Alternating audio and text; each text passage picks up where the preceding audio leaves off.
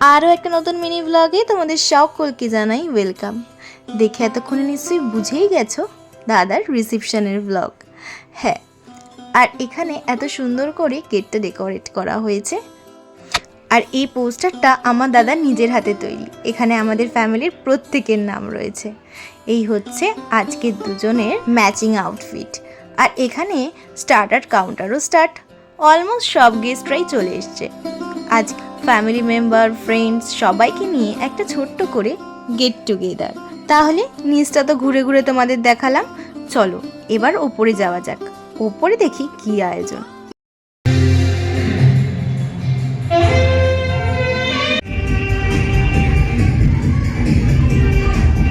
Saxophone, DJ, এছাড়াও রয়েছে mocktail কাউন্টার্সে বিভিন্ন মকটেল রয়েছে। এছাড়া এখানেও বিভিন্ন ধরনের স্টার্টার আইটেম রয়েছে। শুধু তাই নয়, রয়েছে হুক্কা। আর এখানে জেঠু আর বাবা মিলে দুজনে নাচ স্টার্ট করে দিয়েছে।